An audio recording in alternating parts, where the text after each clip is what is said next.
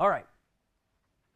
If you recall, last week we were talking about repetitive actions. And what we put on repeat last week was listening, right? Listening on repeat. This week, I think we got something else we want to put on repeat, like that playlist or that song that gets us going in the morning. A question for you all. This is open to the floor. Take a second to think about it. How would you define love? Now remember, definitions are what you might see in a dictionary, right? So keep in mind that this is a definition of love, not a description of love, okay? How would you define love? Take a second, think about it. If you want to write it in your notes, you can do that. Think about it. And give me a couple of brave souls that want to offer a definition. If somebody said, what does that word mean? I want to use it in a sentence. It's like an emotion or a feeling. Okay, so love is like an emotion or a feeling. Like anger? Yes. Okay, love is an emotion or a feeling. Full stop, that's your definition? Yeah? Well, like generally you would feel love when you're with someone who you care about really deeply. Okay.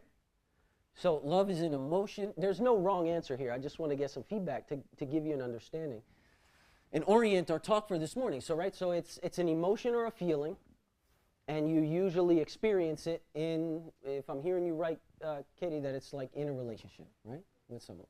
Not a necessarily romantic, just with someone else. Okay. Who else wants to offer a definition of love? How would you define it? Hit me. Sacrifice. All right. One-to-one correlation. Love, by definition, is sacrifice. What is sacrifice? Like Yeshua was that on the cross, yeah. Okay.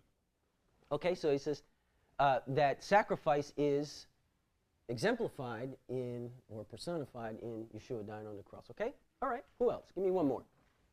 How do you define, by definition, the word love? We all use it, right? I love pizza. I love mom and dad. I love math. Hey, who says that, right? Not me. Right? I love algebra, right? I hate algebra. Love. We all use it. You want to offer a definition?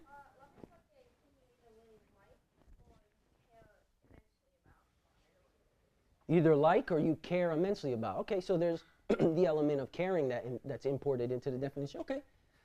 So we got some definitions here. Now let's try to do something that may or may not be a little easier.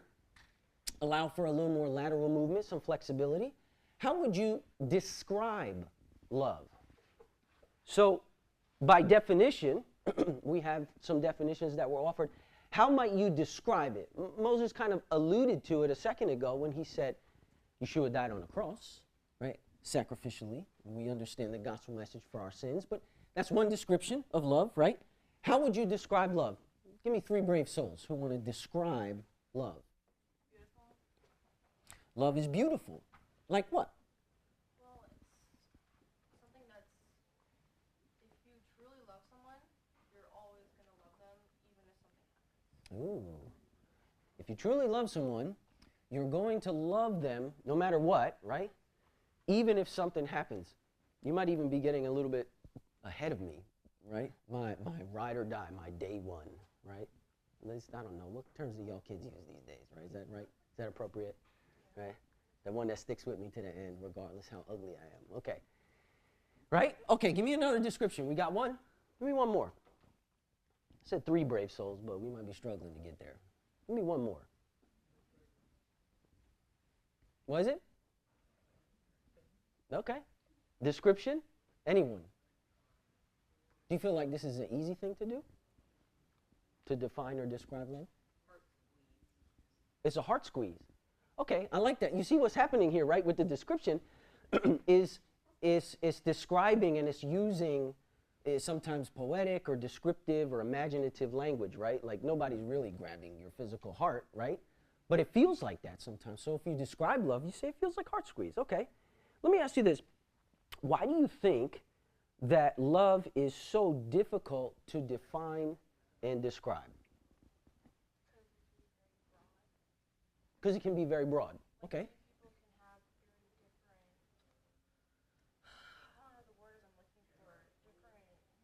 different understandings. Relationship with love, Okay. like the way they've experienced love, or like relationships they've had in the past with people, like that can affect their view, Sure. definition of love. Sure. I mean, it's about to be 2025, y'all, right? Like, we live in a culture now. Maybe you're exposed to this. My assumption is that you are, where you hear this phrase, love is love.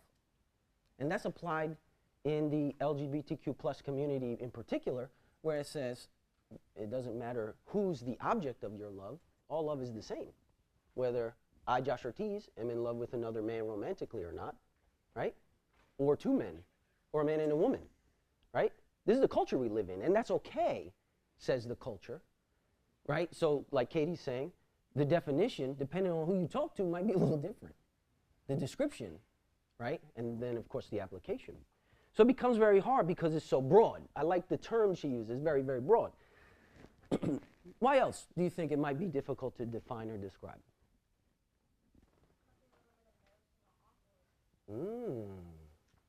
It might be embarrassing or awkward. Tell me what you mean by that.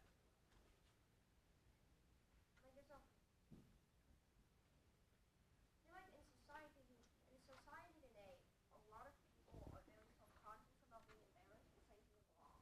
Okay.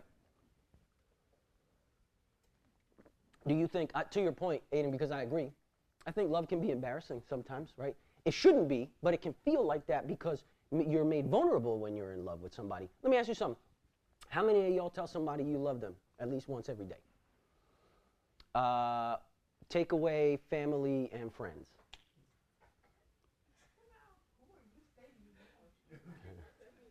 Now, if it's not family and friends, right, we're talking about somebody you're interested in, right? Okay, okay. Right? Giving that side eye, maybe saying, right? So you use it. But it could be it could be that saying I love you feels awkward because you're putting yourself out there, right? You're shooting your shot. Maybe you get shot down. And that's a chance you have to take, right? Sometimes that factors into love. Let me tell you why I think that love is so incredibly difficult to define and describe. Because love is meant to singularly capture everything about God and our relationship to Him. Why is love so stinking hard to get our heads around, to define, to understand, to experience, right? To put into practice? Because love is meant to singularly capture everything about God and our relationship to Him. So when you take that understanding and turn it on its ear, it begs the question, like, isn't God hard to define and describe, right? We do so quite a bit in the Bible and in conversation and in our relationship to Him. But God is eternal, without measure, right? You could describe God forever and still never exhaust the description, yeah? Right? So that's why I think that that love is so hard to define, right? 1 John 4 says, twice actually, that God is love. I mean, it's almost making love this proper noun, right? God is love. Characteristically, God is love. And so, of course, it's going to be hard to define and describe. In systematics, God's love means that God eternally gives of Himself to others, right? Even Yeshua says to the Father in John 17:24, in your love, you have given me glory from before the foundation of the world. So before anything was even formed, you, I, the earth, the ocean, the clouds, that God was handing glory to the Son, right? And there was this giving of something, and in fact, the glory of self to the Son, right? So there's this giving of Himself to others that has existed before the foundations of the earth that Yeshua identifies in John 17 in His garden prayer, right? That's why we find, I think, the definition and description of love quickly getting carried away, because there's something else that we can always include. We could sit here and talk about love and try to define and describe it for an hour, and in an hour and a half, we'd still think, we should have added this, right?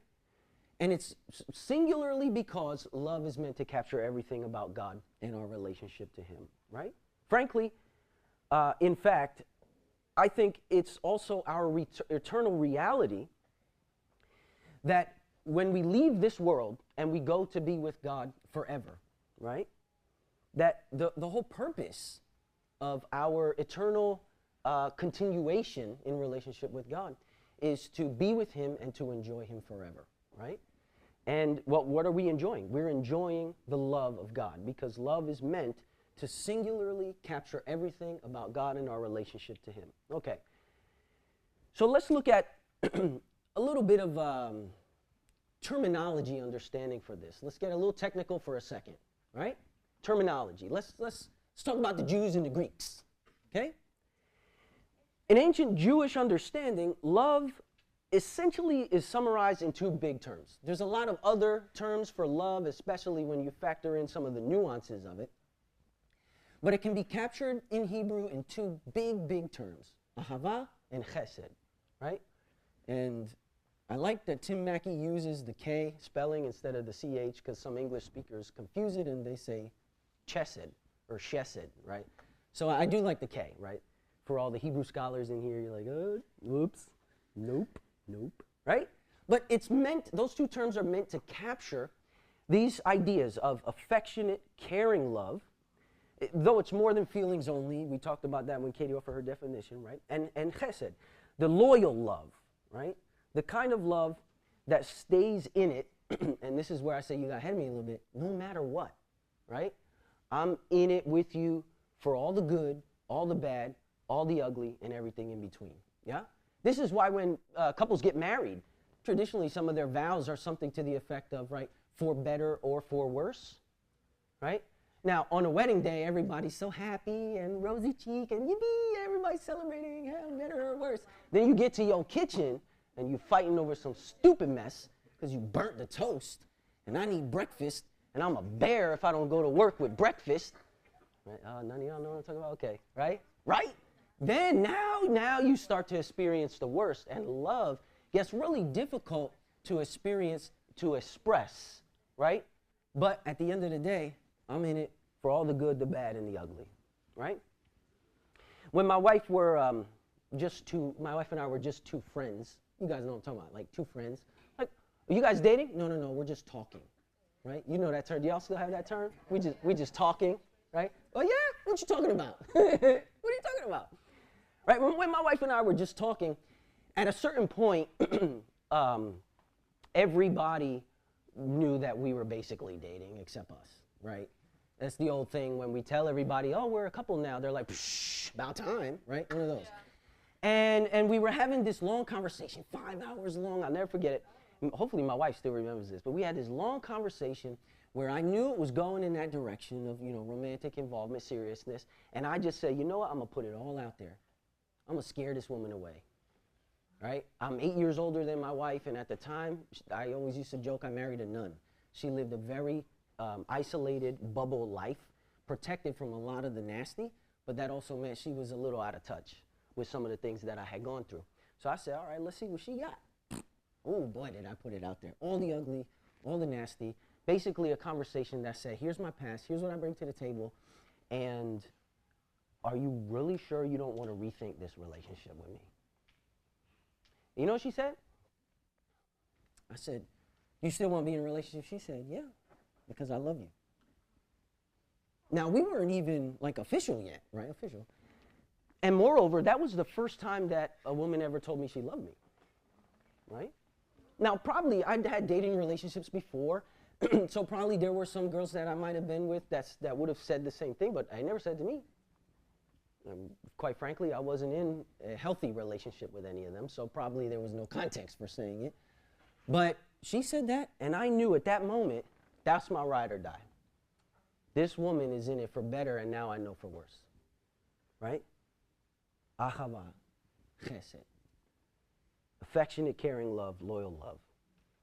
Right? And in the Bible, you also get Greek, right? You get Koine Greek. So there's terms in Greek, and they expand upon this and echo some of the terminology that we see here in Hebrew with a few other terms. And even a cursory Google search will find you these 5 terms, right?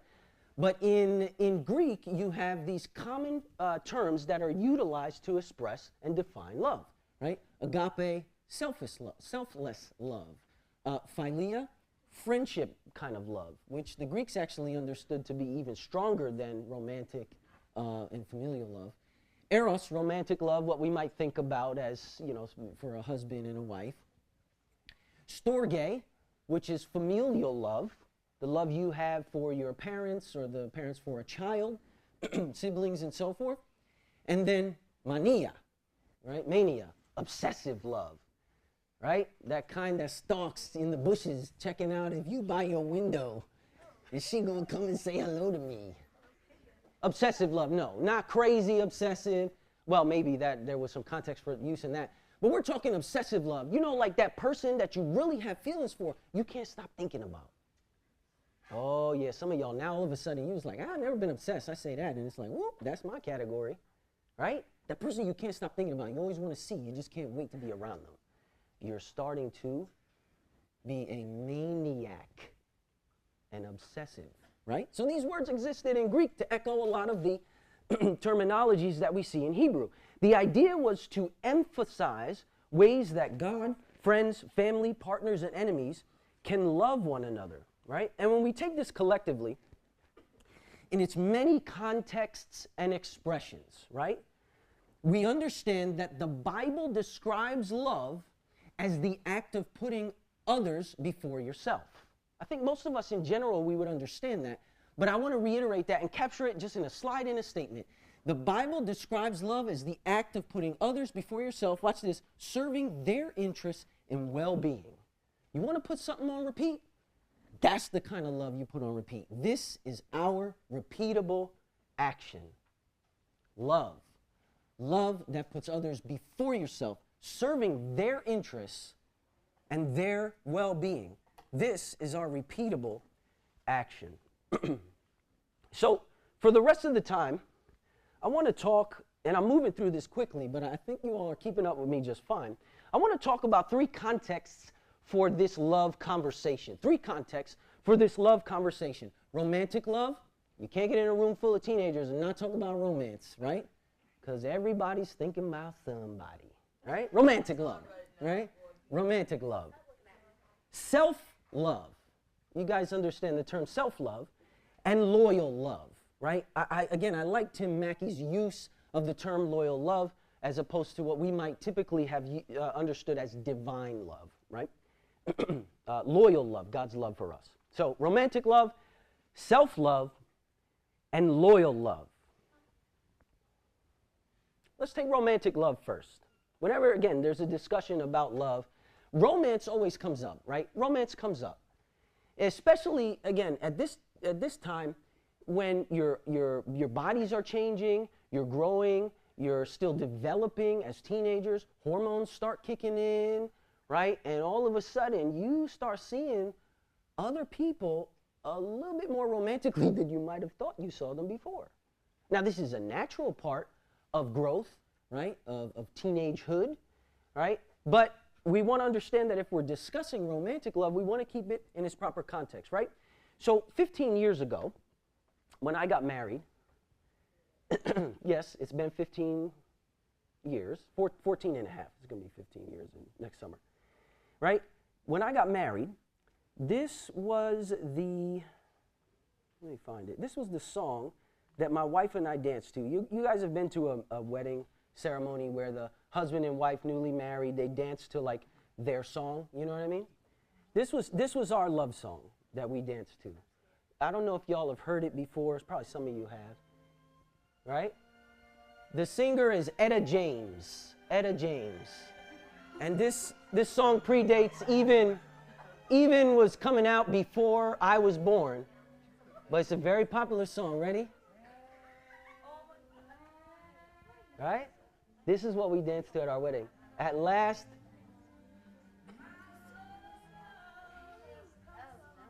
Yeah. Yeah.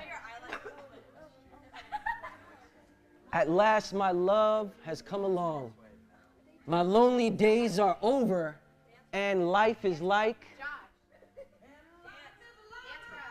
it's like a song, right? Okay. Oh yeah. At last, right?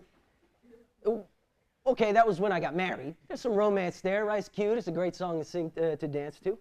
when I was in your seats as a teenager in high school 30 years ago, yeah, I said it, this was a song that all the guys was trying to play for the girls. This was the tune. On repeat. When you talk about romance.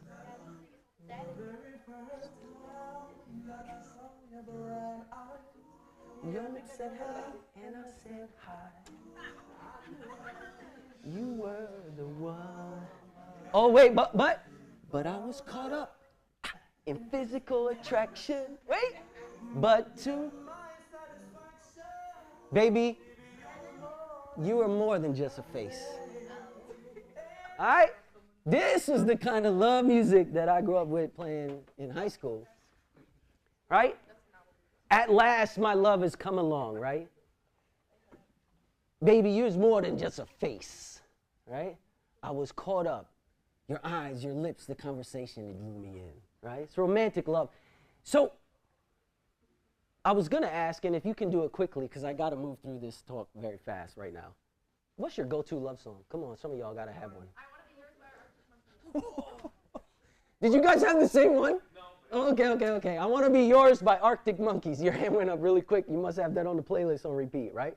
So it begs the question, and this is what I am asking. This is a valid question, right? Stick with me. Is romance in the Bible? Yes. Wait, I have another one. Love Grows. Love Grows by? Where the Rosemary Grows. I don't know the name of it. Wait, Oh, man. Wait. Man, I done sent everybody off the cliff with that illustration. Okay, come on back. Come back to me. Come back. All right, come back to me. Seriously, is romance in the Bible? Okay, I get a lot of heads shaking, mostly the girls. I seen your head shake first. Why? Or do you think it is yes? Why do you say yes? Because there are a lot of stories that include romance. Yeah, Like okay. David, Abraham, like Isaac, Rebecca, Ruth. Yep. A lot of stories. In fact, one of the ones, Ruth, is one I'm going to talk about in a second. There are examples of romance in the Bible, so the answer is yes and no, right? So the answer is yes, romance exists in the Bible, but it doesn't exist in the way that we think, right? The second we start in our pop culture using terms like the one, right? The one, and you complete me, right? Right? You know, y'all know what I'm talking about, right? The second we start utilizing terms like that, from a biblical, Judeo-believing, messianic perspective, we have to understand that that usurps God. There's only one God, right? That's the one who is the one who does complete us, right? So when we start to take modern-day romantic understandings and apply it right to our relationship with God, we're going to go sideways, right? So it doesn't exist in the Bible in quite the same way that we see, but there's a lot of romance. There's a lot of sex in the Bible. There's a lot in the Bible that some of y'all mamas and papas would be blushing about, right? It's all in there because the Bible's as much about people as it is about God, right? But we want to understand that we're going to look at two examples really quick that are going to inform our romantic understanding, right? In Genesis 2, hear me on this one. Humans are created, male and female. And let's read a portion. It's going to be a little bit longer, but stick with me, okay? Because I read an article by someone named Shara Dramala, and she captures this so well. I said, you know what? When somebody else says it better than you, just quote them, yeah? So I want to read a few pieces of this article that Shara Dramala has to say about the Adam and Eve epic. We often talk about this, the Adam and Eve story, as though God took a rib from Adam and created Eve with it. But the Hebrew word, tselah, translated rib, is never used as an anatomical term in any other passage in Scripture. Outside of Genesis 2, the word is mainly used to describe the architecture of the tabernacle or temple. Scriptural references there. The Bible uses tselah to refer to the two halves of the ark of the covenant, two halves of the temple, and the two halves of the new Jerusalem. She continues and says, so God's creation of Eve is a process of dividing Adam in half and then building Eve from the one side of him. We get a portrait of two humans, each one half of a united whole, deeply dependent on the other. Adam's goodness and life depends on Eve, and hers depends on his. Then God calls this woman ezer kenegdo. The Hebrew word ezer might be translated as help, right? But it does not mean what we often assume. And ezer is not a lesser assistant or secretary or helper. I put secretary in there. As much as it is someone who plays a mutual role of, listen to this, the indispensable other. A strong and wise guide without whom the intended good cannot happen. The only other character in the Bible given this title is God. For the second Hebrew word, kenegdo, we might use a metaphor of mirroring to get to the core idea. A helpful paraphrase of Genesis 2 might be, it is not good for the human to be in solidarity, in solitary, meaning all alone.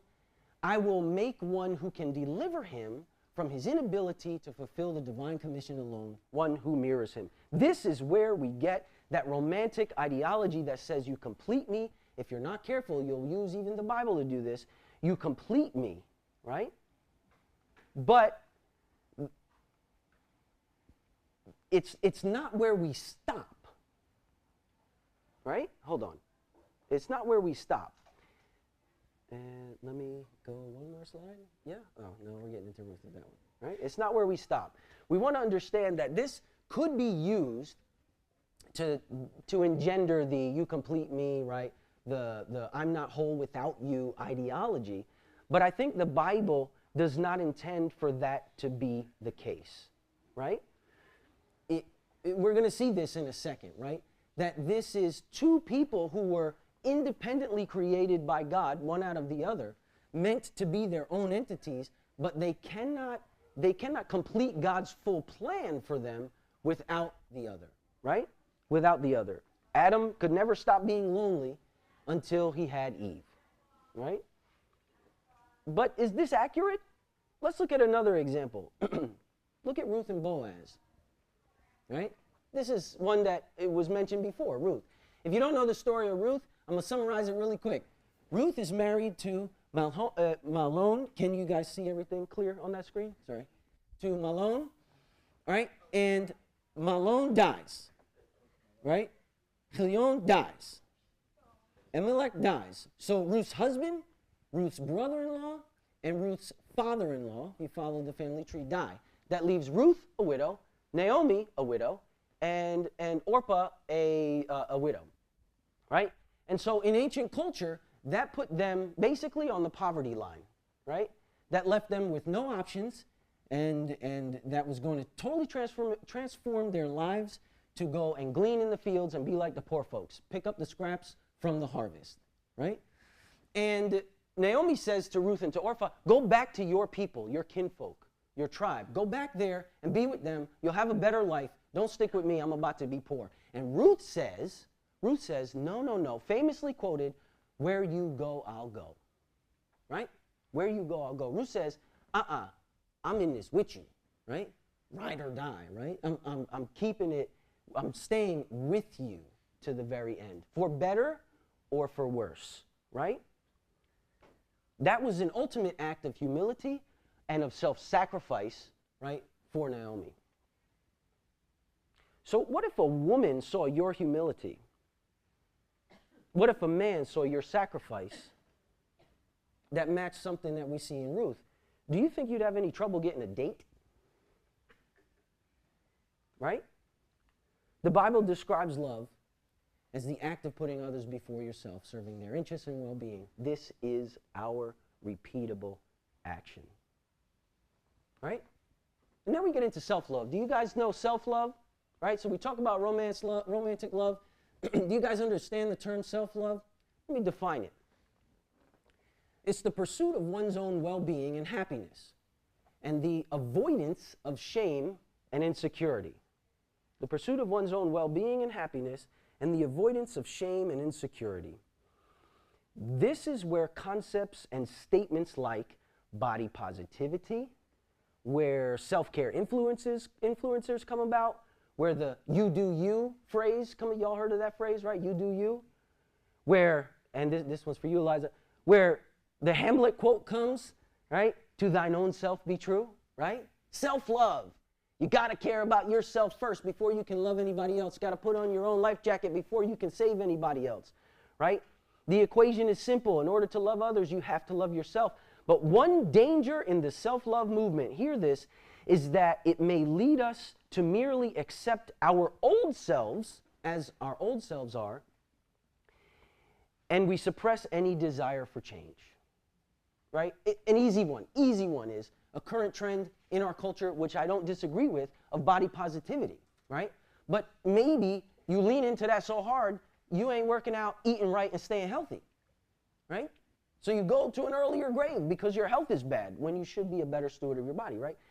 So we want to be sure that we're not leaning so hard into self-love that we have really forgotten that we need to be mindful of these things, right? The book of Mark says this in chapter 12, 28, 32. This is where a lot of this comes from. One of the scribes asked Yeshua, what commandment is the greatest? Yeshua answered, and we probably all have heard this before. The greatest is the Shema. Hear, O Israel, the Lord is our God, the Lord is one, and you shall love the Lord your God with all your heart, soul, mind, and strength. And the second is like it. You shall love your neighbor as yourself. There is no other commandment greater than these. He paired them. They're inseparable. Two sides of the same coin, right? But we have to understand that we need to find a balance between self-awareness and self-love, right? 2 Timothy warns us that in the last days, in the end times, people will be lovers of self rather than lovers of God. And it reminds us of our tendency to love ourselves above God, and love of self can become destructive, right? What does the Bible offer in terms of some important highlights?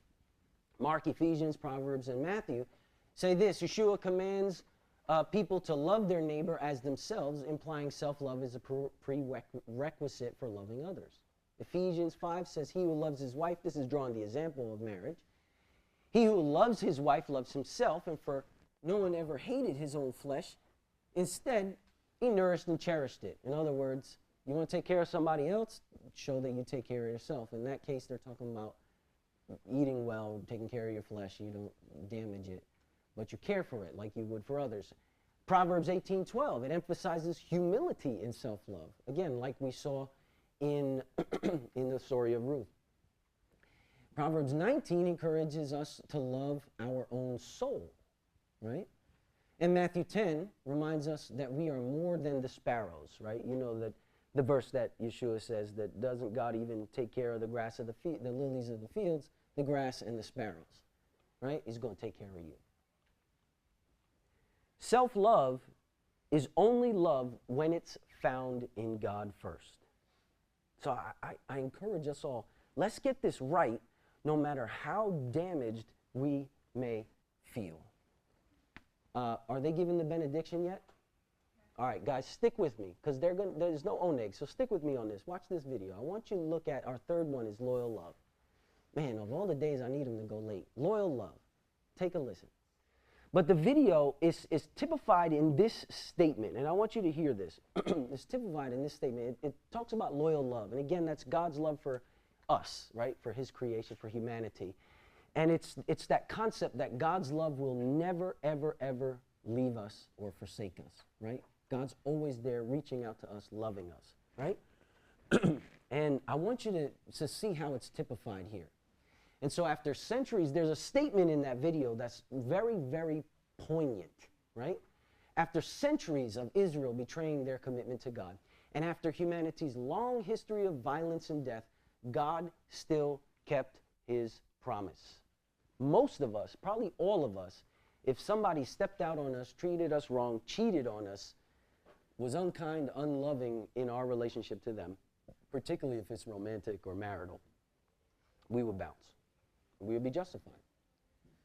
But there's a part of God that defies that human logic and still chases after, as the Bible describes his bride, still chases after his people with intensity and with fervor. One poet actually calls it the hound dog of heaven.